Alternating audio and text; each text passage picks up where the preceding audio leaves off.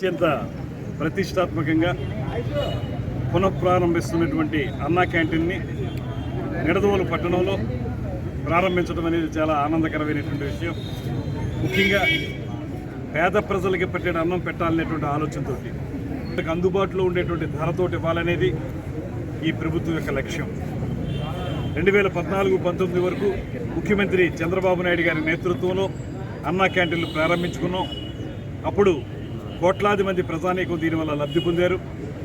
5 రూపాయలకే అల్పాహారం, 5 రూపాయలకే భోజనం, ఇవన్నీ కూడా ఆ రోజున అందరూ కూడా ఆనందంగా చేసినటువంటి అంశాలు.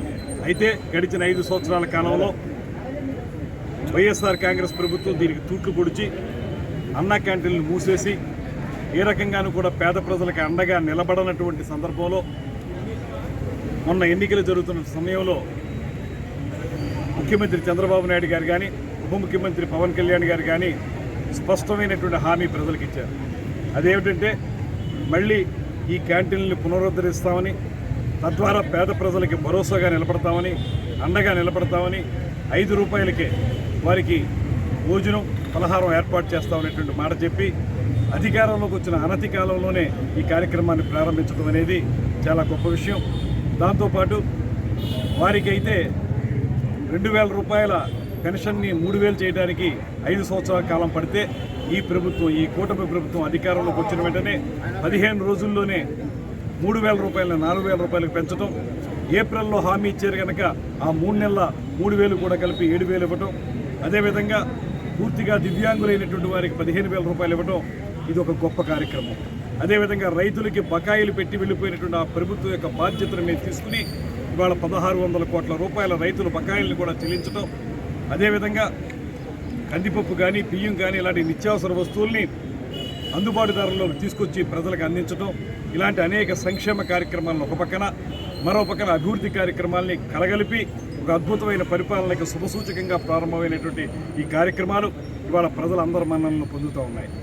ముఖ్యంగా పవన్ కళ్యాణ్ గారి యొక్క ఆలోచన మేరకు ఈ మధ్యాహ్న భోజన పథకం ఏదైతే ఉందో దాన్ని మనందరికీ కూడా పట్టెడు అన్నం పెట్టి ఆ రోజుల్లో అన్నపూర్ణగా పేరు పొందినటువంటి డొక్కా సీతమ్మ గారి పేరుతోటి మధ్యాహ్న భోజన పథకాన్ని ఏర్పాటు చేయటం, అది కూడా చాలా గొప్ప విషయం.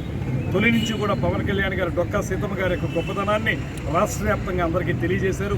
ఇవాళ ప్రభుత్వం కూడా, ముఖ్యమంత్రి గారు కూడా దాన్ని అధికారయుతమైనటువంటి పేరు పెట్టి డొక్కా సీతమ్మ మధ్యాహ్న భోజన పథకం అని పెట్టడం అనేది కూడా ఇవాళ మనందరికీ లభించినటువంటి ఒక అదృష్టంగా నేను భావిస్తూ, ఏదైనప్పటికీ కూడా ఇవాళ నేను వైఎస్ఆర్ కాంగ్రెస్ పార్టీ వాళ్ళకి స్పష్టంగా చెప్తున్నాను, మీరు ఆ రోజున పెట్టలేదు, ఇవాళ పెడతా ఉంటే విమర్శలు చేస్తూ ఉన్నారు. అంబటి రాంబాబు గారు మొన్న చెప్పినటువంటి ప్రెస్ మీట్లో అంశాలు చూసిన తర్వాత చాలా హాస్యాస్పదంగా అనిపించింది. ఆయన అన్న క్యాంటీన్ని విమర్శిస్తూ ఏ రకంగానూ కూడా ఈ అన్న క్యాంటీన్లో అవినీతి ఉందనేటువంటి మాట, 5 రూపాయలకి అది కూడా డిస్ప్లే చేసి బయట మనం ఏమిస్తున్నామో మెనూ పెట్టి దాన్ని స్పష్టంగా చెప్తుంటే ఇందులో అవినీతి జరిగేదానికి అవకాశం ఉంది. మీరు పెట్టలేదు, పెట్టేవాళ్ళు పెట్టనివ్వరు, అమ్మ పెట్టదో అడుగు తిననివ్వదు అనే విధంగా అలాంటి చందాన ఇవాళ అంబటి రాంబాబు గారికి విమర్శలు ఉన్నాయి.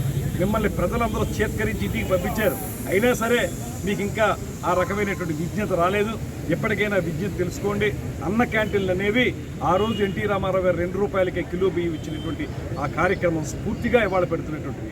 దీనివల్ల అనేక మంది పేద ప్రజలు, మీకు కళ్ళుంటే, మీకు చెవులుంటే, కళ్ళుంటే చూడండి, చెవులుంటే వినండి, పేద ప్రజలు ఏ రకంగా లబ్ధి పొందుతున్నారు. ఇలాంటి కార్యక్రమాలు చేసుకోవడానికి మనందరం ముందుకు రావాలి. ముఖ్యంగా వదాన్యులు, వితరణశీలత్వం ఉన్న వారిని కూడా నేను కోరుతా ఉన్నాను. దీనికి ఒక ప్రత్యేకమైనటువంటి నెంబర్ కూడా ఇచ్చారు. మీకు ఎవరికైనా సరే ఇలాంటి మహోన్నతమైనటువంటి కార్యక్రమానికి సహకారం అందించాలనేటువంటి మాట మీ మనసులో ఉంటే ఆ నెంబర్కి మీరు మీ ఫోన్పే ద్వారా కానీ, గూగుల్ పే ద్వారా కానీ డిజిటల్ మనీగా మాత్రమే దానికి మీ విరాళాలు ఇవ్వచ్చు. తద్వారా మానవ సేవే మాధవ సేవ అనేటువంటి నినాదం మనకి ఏదైతే ఉందో ఆ ప్రకారంగా మానవులకి సేవ చేసేటువంటి కార్యక్రమాన్ని చేపట్టమని చెప్పి విరాళాలు ఇచ్చేటువంటి దాతలకు కూడా ప్రత్యేకంగా మనవి చేస్తూ, ఏది ఏమైనప్పటికీ ఇది ఒక మహోన్నతమైనటువంటి ఉత్కృష్టమైనటువంటి కార్యక్రమం. ఈ కార్యక్రమానికి మనందరూ సహకారం అందించాలి. అదేవిధంగా రాజకీయపరమైన విమర్శలు చేసే వాళ్ళకు కూడా చెప్తున్నాను, మీరు మళ్ళీ ఇలాంటి మాటలు మాట్లాడితే ఇక మళ్ళీ జన్మలో మీరు తిరిగి అధికారంలోకి వచ్చే అవకాశం ఉండదనేటువంటి మాటలు కూడా స్పష్టం చేస్తారు.